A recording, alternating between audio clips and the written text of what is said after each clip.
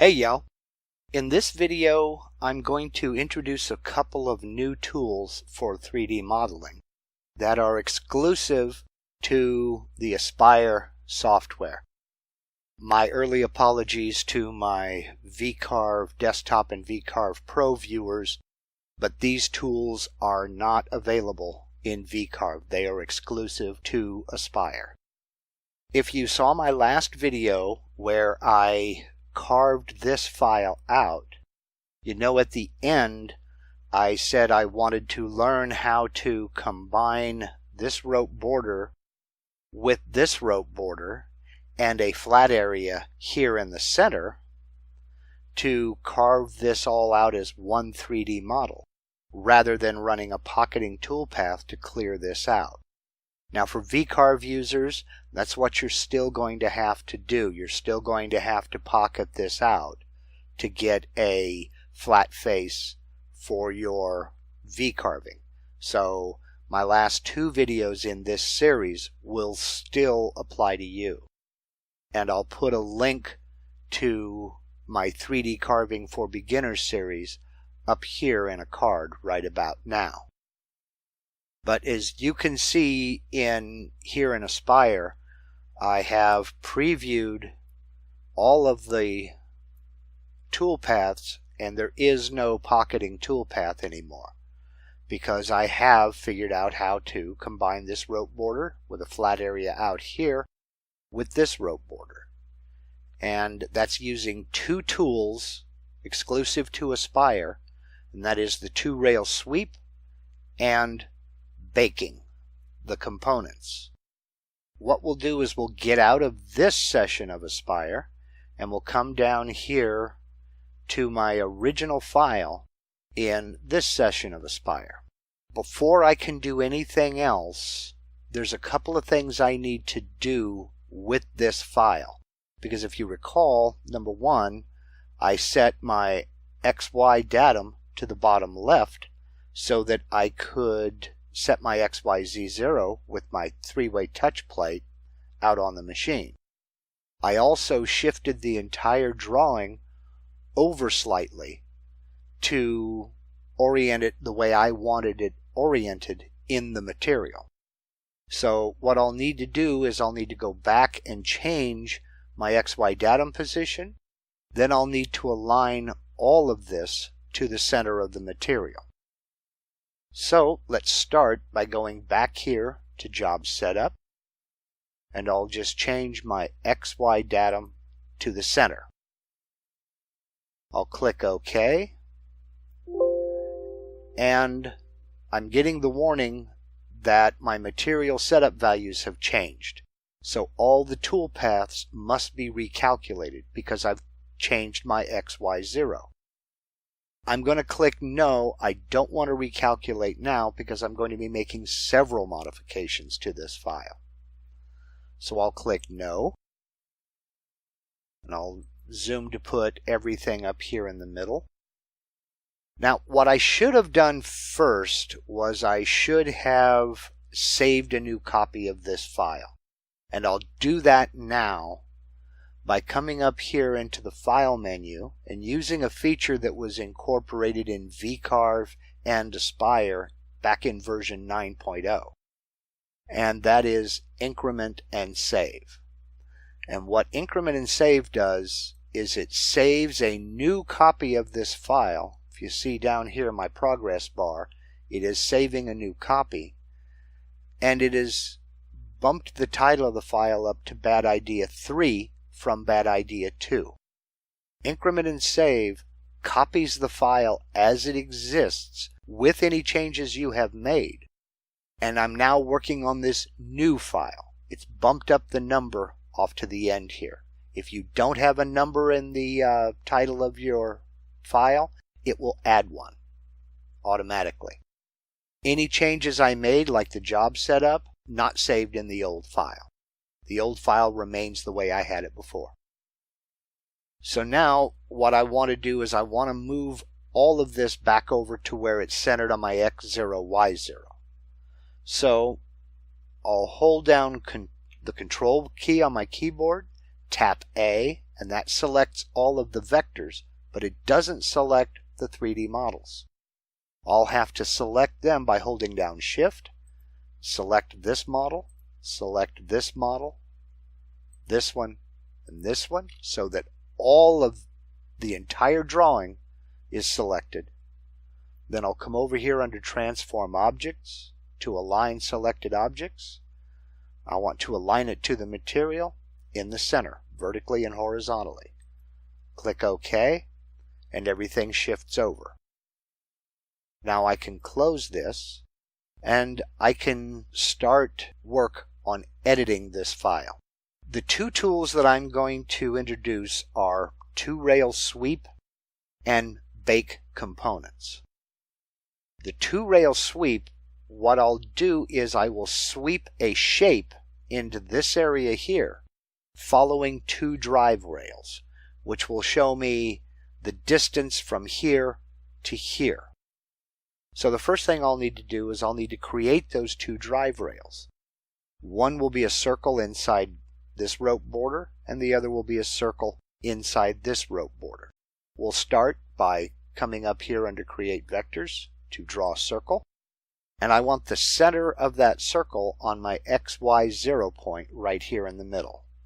So I've got X0, Y0 set to the center. And I'm going to go for a diameter. I'm not really sure how big this is, but I can tell it's going to be a little less than 8 inches.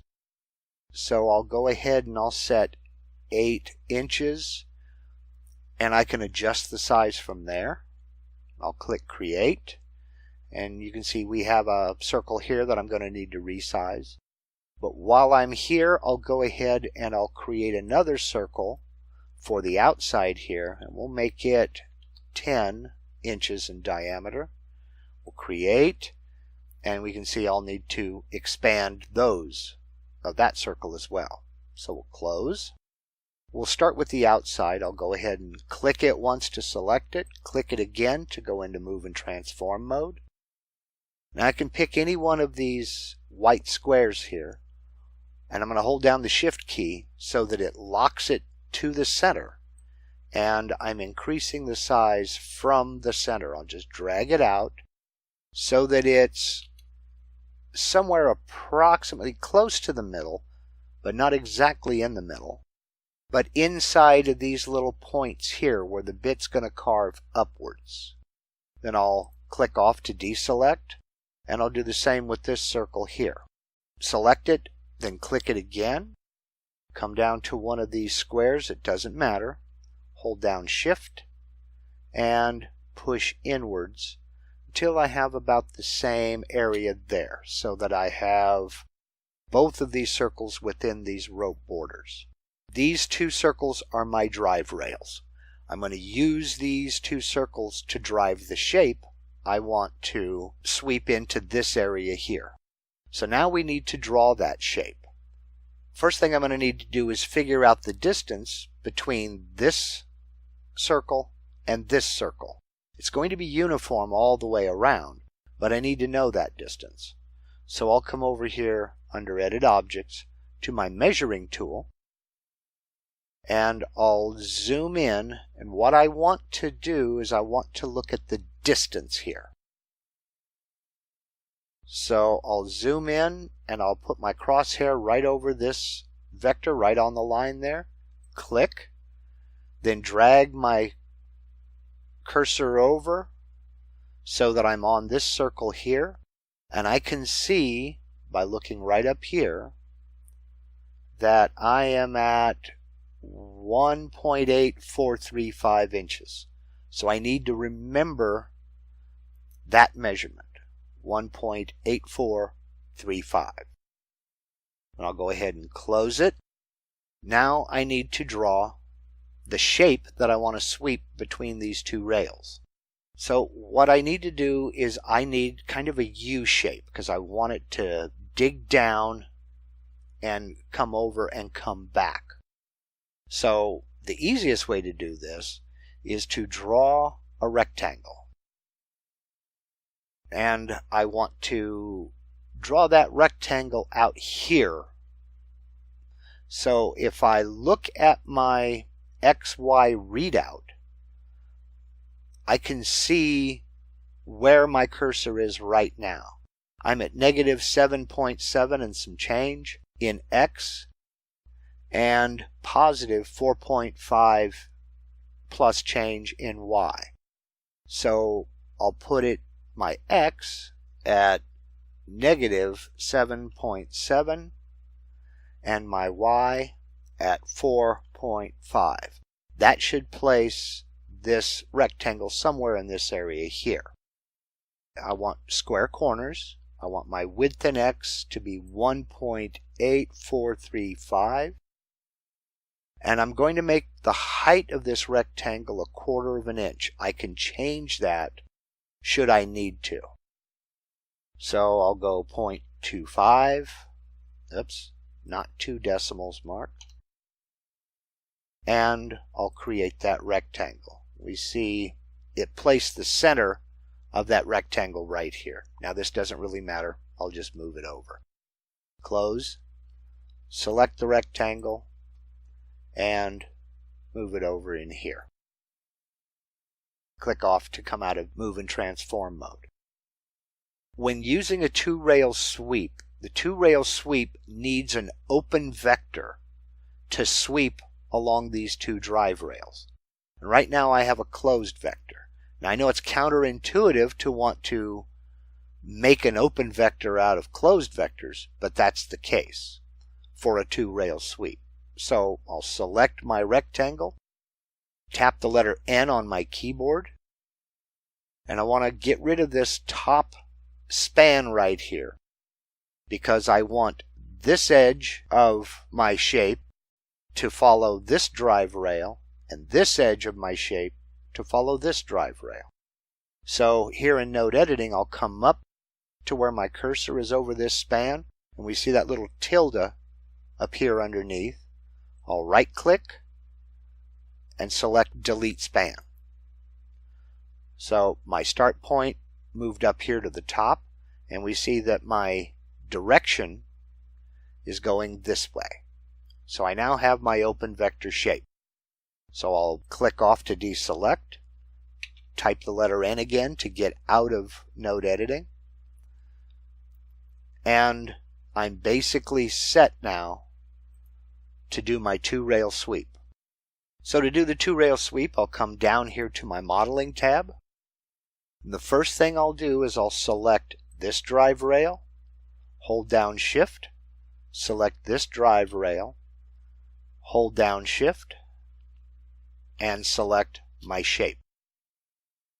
Then I'll come up here in my modeling tools to the second icon, create a shape by sweeping between 2 rail vectors. And I'll click that icon. I have my vector selected. I'll click Use Selection. Vectors for rails must be selected in multiples of 2 for TwoRail sweep. I should not have selected my shape. So, holding down Shift again, deselect my shape so that I only have my 2 drive rails. And I'll click Use Selection. We have here now our vector is highlighted in red, and this vector is highlighted in green. Notice the little arrows in these vectors. We need to make sure they're pointing the same direction. If they're not, we'll need to click on that, right click on that vector and click Reverse Rail. We also need to make sure that the start point for the vectors are in the same place. In this case, they are. If they weren't, we would need to insert a start point and then click where we want that start point. So mine are doing just fine. Everything is great there. I've got my start points. They're both going in the same direction. Now what I have here is select vectors in turn to use as the cross sections. This is when I click on my shape. Now I can scale the cross section with the width. I don't want to do that. I want it to cut that depth that I created this but I do want to sweep between the spans. I also have an opportunity to set the exact height of what I'm sweeping. I don't need to do that. And the combine mode, combining with other components, meaning this one here and this one here, will be set to add. So what I'll need to do now is hold down Shift and select my shape. I'll click Apply. And there we go. We now have this shape swept between these two vectors. This is now, if we go to our 3D view, it's now a 3D model. But you'll notice that it's carving into the rope borders. So what we'll do is we'll go back over here, and I want to select to merge instead of add. We'll click on that, and we see how it merges together right there. With these, it's no longer cutting into this rope border. It's no longer cutting into this rope border. It's just settling in nicely. And I no longer have to worry about this ridge out here in the center. So we're all set there. We'll click Close. Let me go back to a straight Z view. And we see down here that we now have component 1 has been added to our component tree. Now's where we also get into the order of these operations here. Let's go ahead and take a look at it as is and see how this has changed the model in our 3D roughing and 3D finishing toolpaths.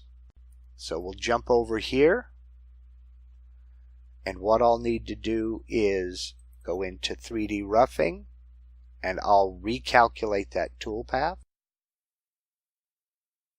We see it's now carving this area out here, and I'll preview that selected toolpath.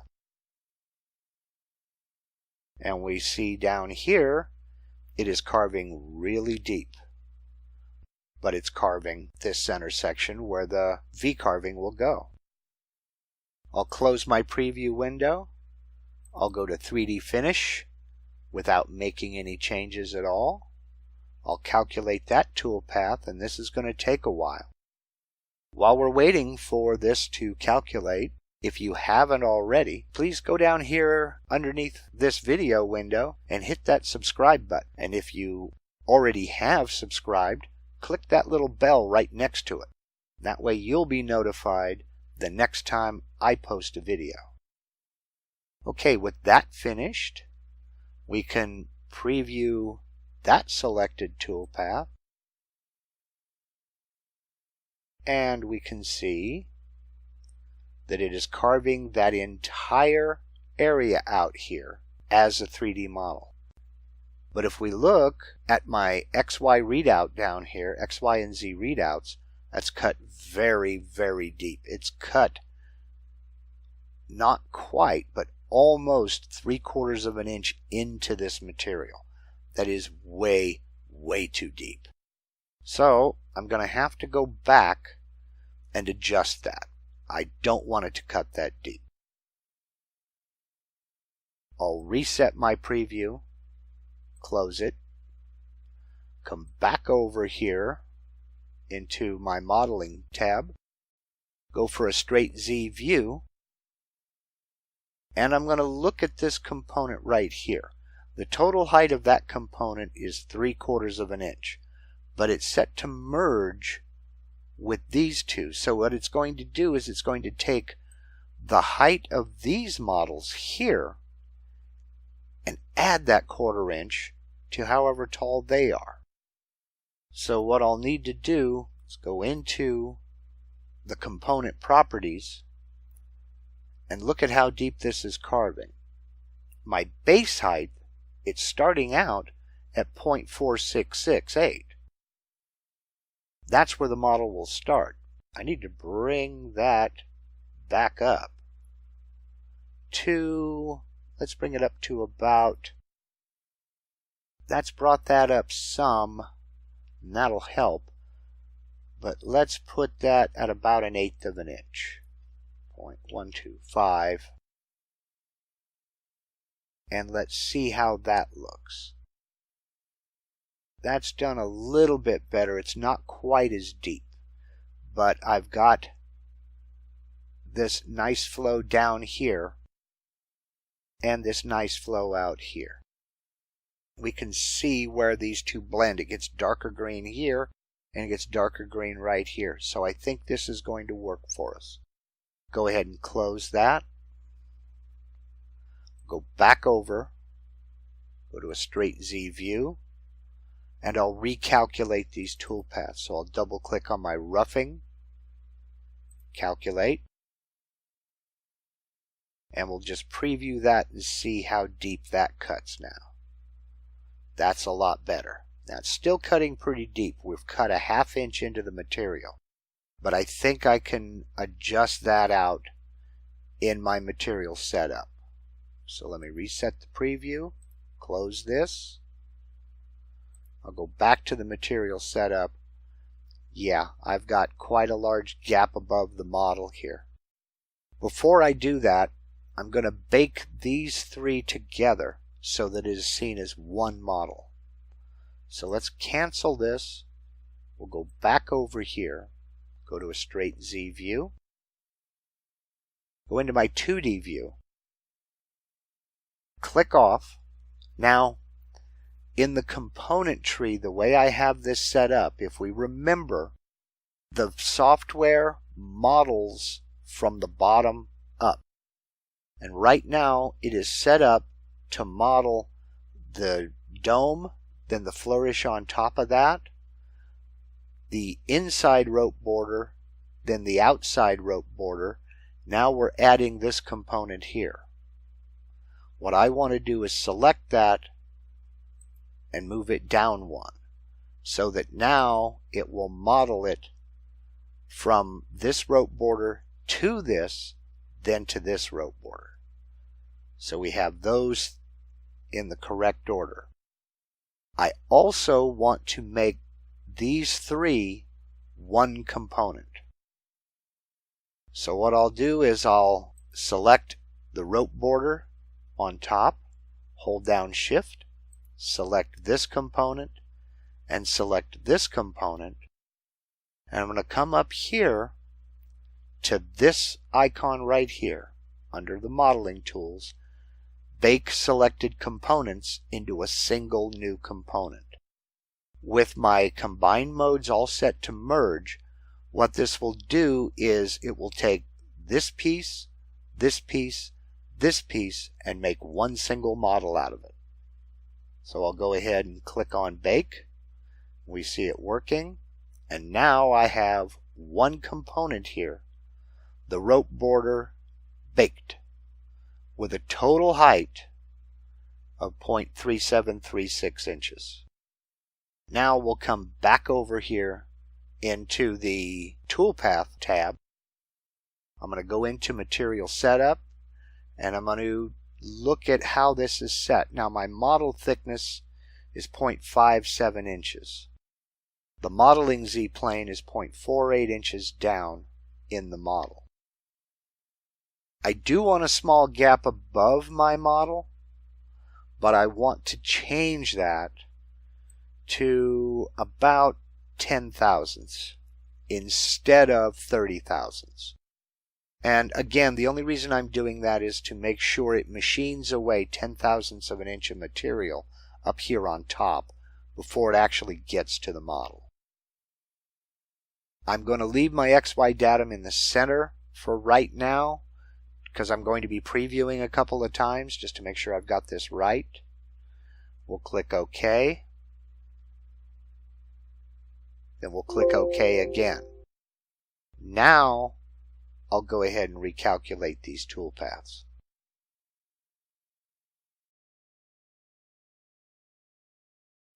Getting the warning that my profile cutout will cut through the material. All toolpaths are successfully recalculated.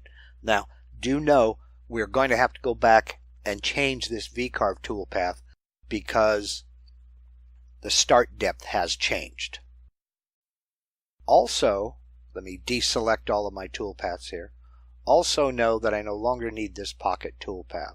So what I'm going to do is I'm going to click on the pocket toolpath, right click it, come down to delete, delete this toolpath only. So I'm completely rid of that pocket toolpath. Now I'll come over here into my preview window. I'm going to select my 3D roughing toolpath and see how deep it carves now. Preview. And we'll shift over here. And we're still getting a little bit deep of a carving. We're down to negative 0.5. It's about a ½ inch down. We'll see how the rest of it looks here. Then I'll go ahead and do my finishing toolpath. And as we can see, it's carving away all of that material at once. So I no longer have this separate pocket here. It's going to make things a heck of a lot smoother. We're looking good there. But now I want to look at my start depth for my V carving. Currently my start depth is 0.4799. That was on the old model. We'll go back over here into preview and we'll just look at my readouts down here. My readouts are showing 0.5849, 4849, 4849. I'm going to go ahead and change my start depth on my V-carve toolpath to 0.5849. So we'll go ahead and double click this and we'll change this to 0.5849. Nothing else is going to change. I'll calculate that. There we see our toolpath. I'll preview that toolpath and there's our V carving. And that looks pretty good. Still a little bit deep. Okay, our V-carve toolpath is finished. Looks real nice. It's just the way I want it. But now it's time to do our profile cutout. Now, if we look over here at the profile cutout, we see that it has the 3D finishing toolpath has already machined down to around 0.4599. So that's where I want my profile cutout toolpath to start, because I don't want to start it at the material surface and spend a lot of time cutting air waiting for it to get down here to start machining into material. So I want to start this profile cut right there. So again, we're at negative 0.459899. I'll start it at 0.4599. Now I'll come over here to my profile cutout toolpath, and that's where I want my start depth to be. So I'll put it at 0.4599. Now the problem with this is if I don't change my cutting depth, I'm going to have a problem. It's going to start cutting at 0.4599 into the material, but then this is how deep it's going to cut. It's not going to cut to a total of whatever the material thickness is. So what I'll need to do is I'll need to use the built-in calculator. I want it to cut through the material. So I'll take the Z depth, I'll highlight everything in that box, I'll take Z minus 0.4599. That means that when it starts at 0.4599, whatever I get here, that's how deep it's going to cut. I'll tap the equals, and we get 0.4776. So in other words, it's going to start the cut at 0.4599. That's how deep it's going to cut. These two together should be the thickness of my material. That's the only thing I'm going to change. I'm going to go down here and calculate. We'll kind of rock back here a little bit, and we see now that my toolpath is going to start carving down here in this trench.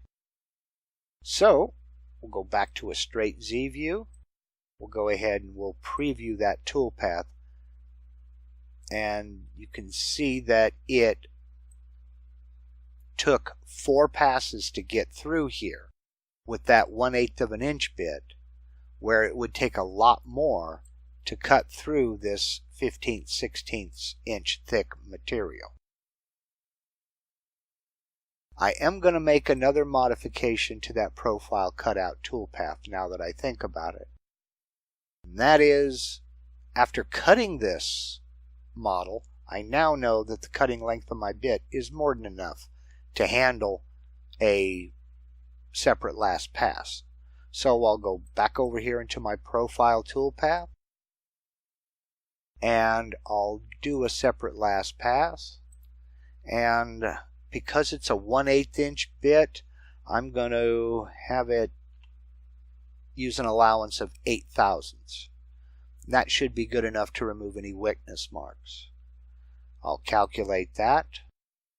And now, because I forgot to do undo last, I need to reset the preview, adjust my preview speed, and preview all toolpaths.